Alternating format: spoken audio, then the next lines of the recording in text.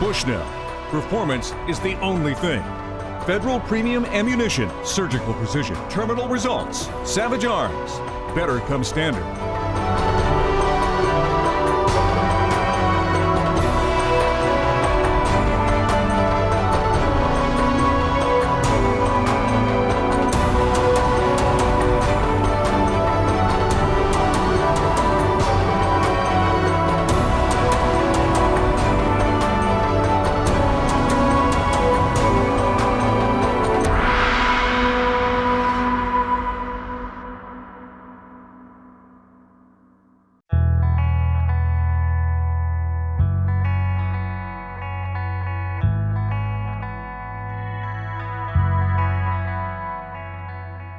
Hey folks, welcome to this week's episode of Bushnell's Trigger Effect. We are on the beautiful South Island here in New Zealand, and we've got a little bit of a mixed bag episode. We're going to be starting it off where we're going to hunt the lowlands, and I'm going to be chasing the elusive fallow deer. That's right, and then we're heading up into the snow caps where I'm going to be chasing the Himalayan tahr. We're here with Eric Bennett of Ribbonwood Station, and he's got everything lined up for us, so I can't wait to get out there. No, I agree with you, Kent, so let's quit talking and go hunting.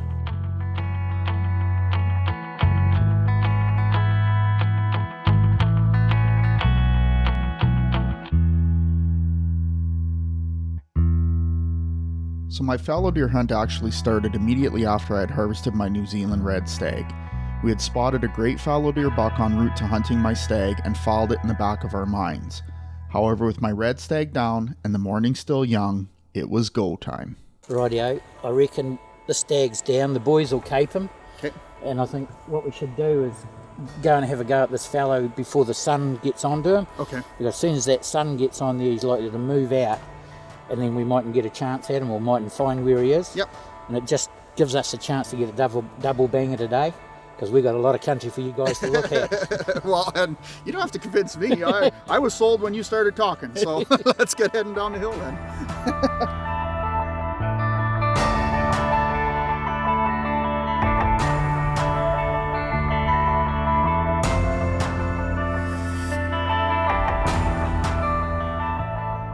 So what we've done is we spotted a fallow deer here earlier in the day.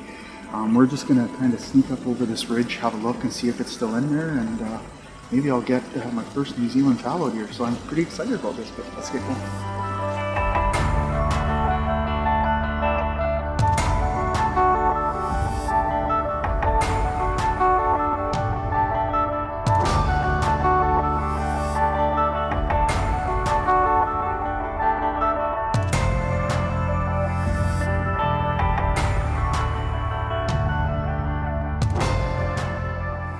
Well, we got over here and we did spot another darker fallow deer, really nice looking buck, but I mean it's the one we saw last night was a tank, and this was the one we saw this morning when we were heading in red stag hunting. But we kept eyes in the area. There was a female that was running around, but I think we're going to continue on and keep chasing fallow deer here in New Zealand with Ribbonwood.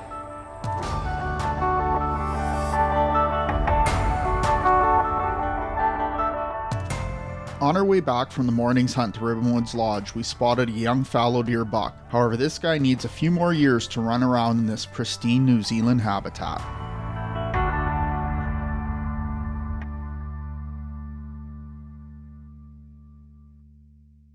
What a beautiful morning here at Ribbonwood Station. Just stunning, the countryside around here. You know, you and I have the pleasure of hunting all over the world, and I have to admit this is probably one of the most beautiful locations we've ever been to. I mean, I can understand now why they film Lord of the Rings here. Yeah, that's for sure. Well, the guys have got the buggies all loaded up. We've got food for the day, so we're going to be heading back up in the mountains and having a good hunt here in New Zealand. For sure.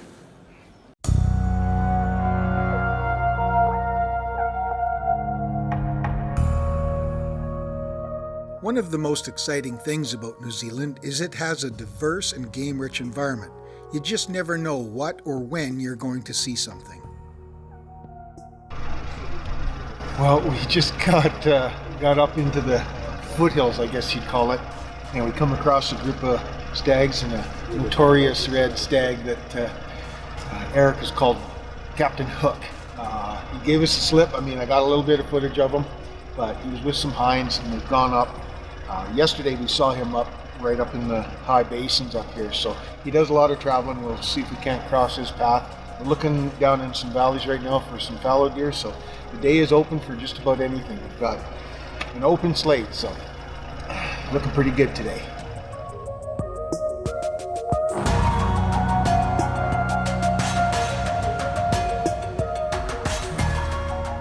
Well, we were actually just glassing some stag up the valley and we spotted a really good fallow deer.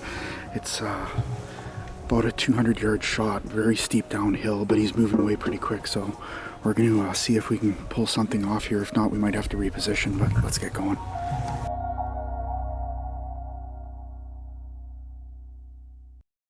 This segment is brought to you by Westside Stores, your outdoor sports authority, and Safari Club International Canada, first for hunters.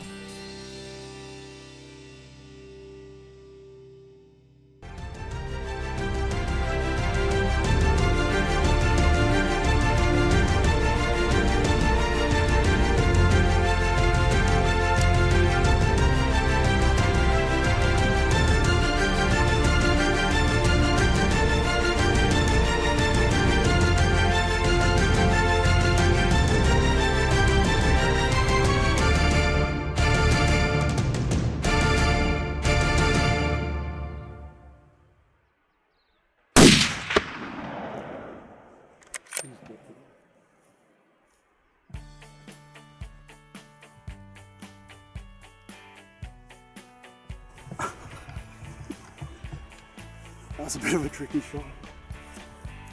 It felt really solid, but I lost sight of him right after the shot, so I'm going to stand up here and have a look and see what happens.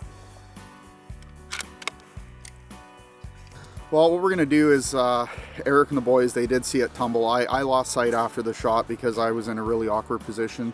So we've given it a little bit of time. We're going to work our way down there, but I'm really crossing my fingers. I'm pretty excited right now. Let's just get going.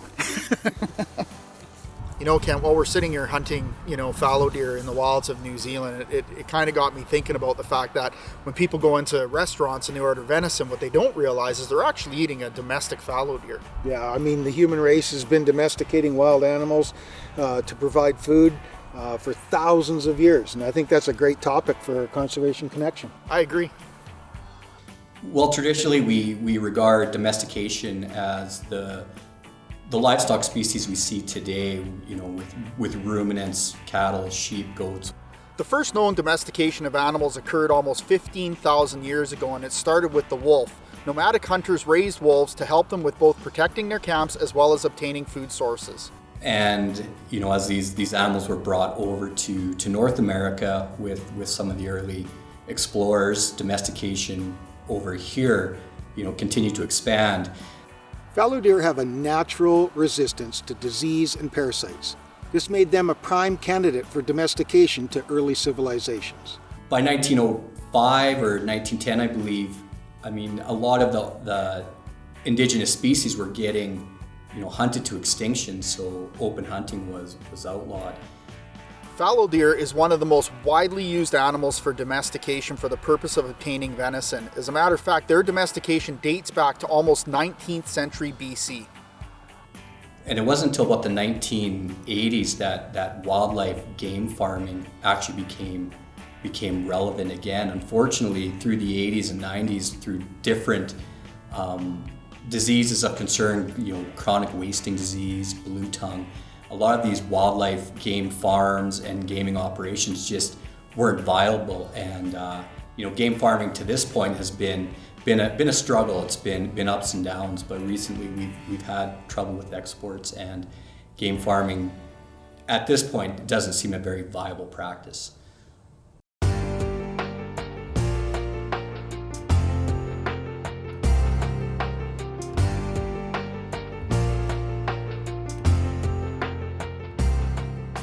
Well, we've driven down into the ravine here, and we figure it's just up over here, so we're going to take the rifle and see if we can find my fallow deer here. Pretty pumped.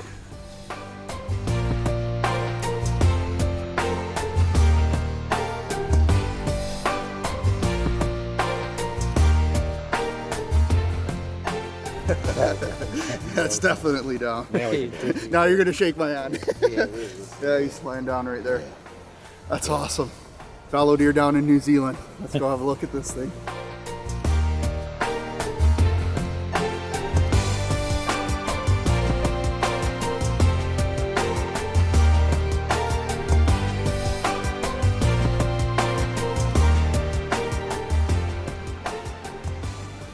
He's been fighting a bit. Yeah, he's got scars all over him. Look at that. Wow, what an incredible animal.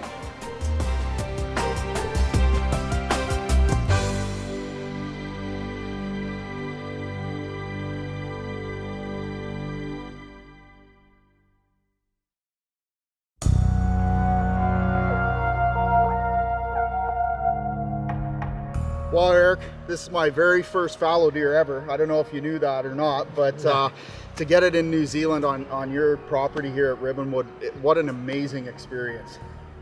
It's you know, good to see these wee fellas, and you just got to take them when you can, because they're good hiders. You can see this one's been scrapping. He's got scars all over him, but at the end of the day, you know, the opportunity was there, and sometimes we've got to take it. Like, we missed out yesterday. Yeah, not going to pass up today. No, and congratulations. Thank you very much. Well, I mean, I didn't realize they were that elusive, and it is, you're right, when you see them, it's for a brief second and they're gone, so I'm very lucky and very thankful. It was a good shot, you know, from up on top, you know, shooting downhill, and he wasn't going to stop still for us, and he was going to go back and hide in the scrub, and you pulled off a good shot, Dean. Well done. Well, thank you. Well done. Thank you very much. Yeah. And it's early in the day, so we better get hunting again. Yeah. We've still got other animals to go and find. Excellent. Yeah. Thanks again. No. Well, beautiful day here on the South Island. Ribbonwood's property is absolutely stunning. They've got everything up there. They've got red stags, fallow deer, rams, tahr, chamois. We're going to be heading up into the mountains behind me here. It's going to be a great day.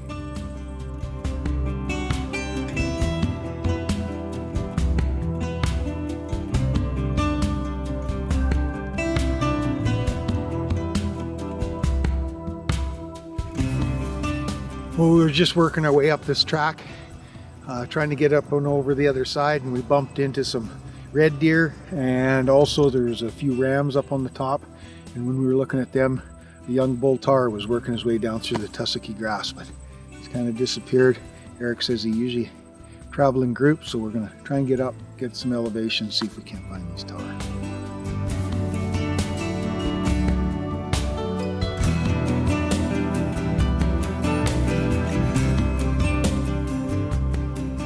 Well, we've seen some really nice classic stags here. We've got eyes on a big ram, but the plan for today, before the fog rolls in, is get up over the other side, get a look at some new country, and see if we can't find something to shoot. So there's lots of game. It seems everywhere we stop, we're seeing stuff. So I can't wait to see the other side.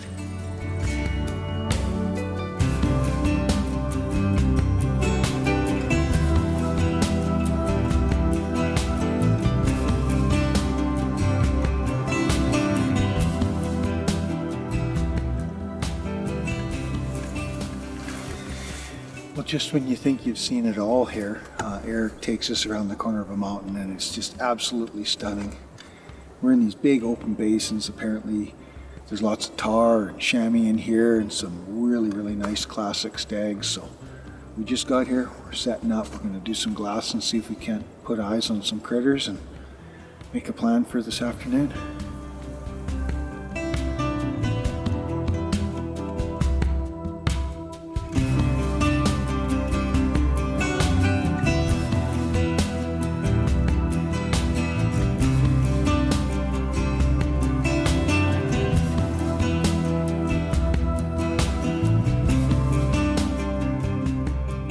Well, we've had our lunch, we've spotted a lot of tahr. We've seen one good tahr bull that Eric says looks like an oldie, so we're going to work our way further up these mountains, see if we can't get a closer look at him. We might bump into more, who knows, but we've got some fog coming in off the ocean, so we want to get up there before it gets fogged in, so let's get going.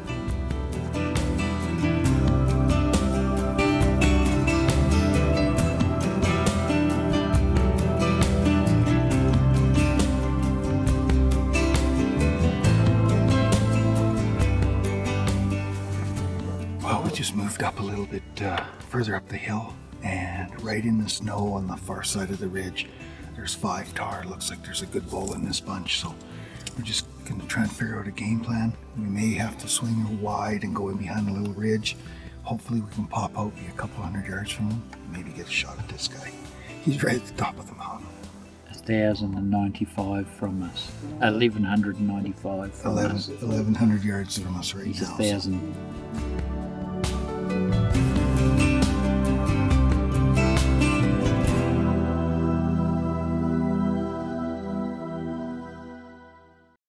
This segment is brought to you by Gold Tip. Start tough, stay true. Taxidermy services provided by Hunters Union and Ray Weens Taxidermy. And thanks to these other fine sponsors.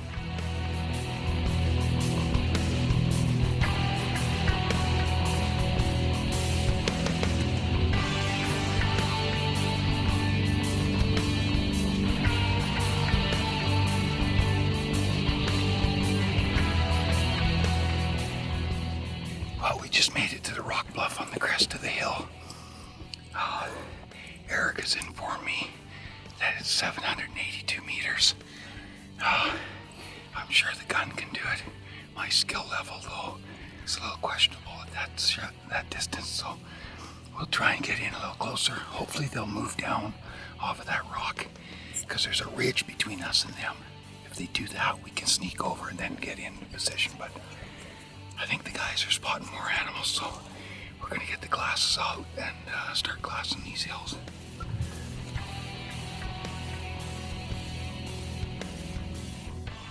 It didn't seem to matter where we glassed. There were always animals. Well, we're running out of time for today. We're going to make a move on those tahr that we saw. They've got a sentry sitting up on the hill, a young bull, but the 2 bigger ones went down below this ridge, so we're going to risk it. We're going to try and get over there and see if we can get eyes on these guys and maybe get in for a shot before the fog rolls in or we run out of daylight.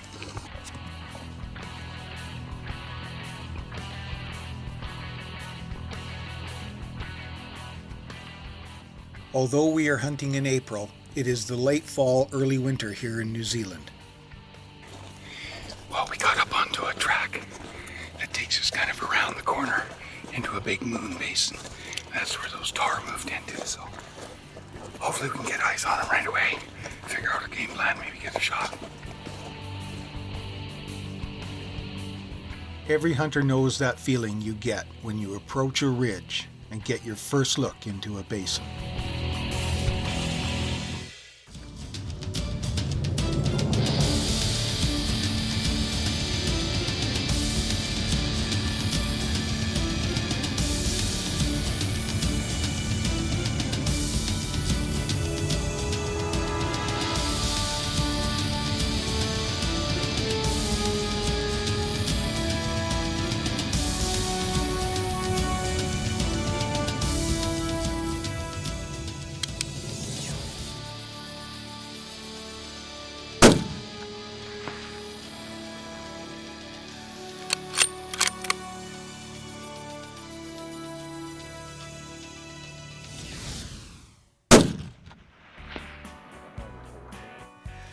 Whew.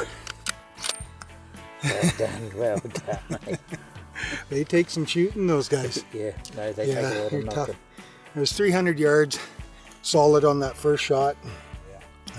Certainly hit him that last shot. That last shot put him down. Yeah, I was holding a little bit higher and put him down. So I got my Himalayan tahr. That's a big old bull, isn't it? Yeah, no, that's a good bull. Yeah. Yeah. Right on. Well, thanks, guys. That was awesome. To truly understand how tough tahr are, you simply have to walk in their habitat and it will become very clear. Well, here you go.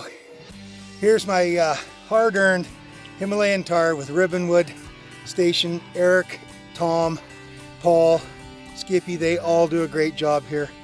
We were running out of light. We've got fog chasing us up the rear end. We got her done though. Beautiful old bull. There was 4 in the group. I couldn't be happier. These guys can suck up lead. I'm super, super happy. If you want a great Himalayan hunt, you have to come here. Ribbonwood's got it going on.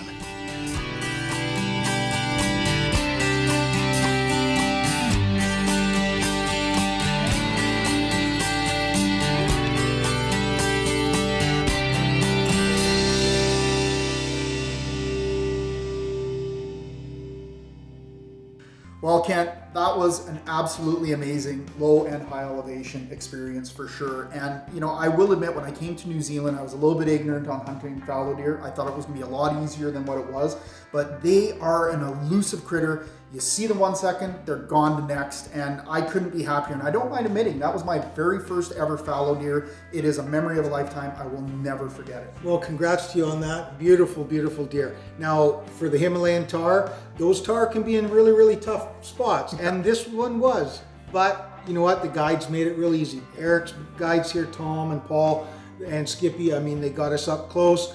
We're as close as we could get in that big giant bowl, but they did a great job getting us in on those tahr. I mean, I couldn't be happier. I took a beautiful, beautiful bowl. Well, and I don't think the viewers could see it, but I mean, it was an incredibly difficult shot. You did not have a great rest. I mean, up there's not things to lean on, and you pulled off a fantastic shot, and congratulations on getting one of these beautiful animals. Thank you. We'd also like to thank all of our viewers. We'd like to thank our sponsors, and please join us next week for another exciting episode of Bushnell's Trigger Effect.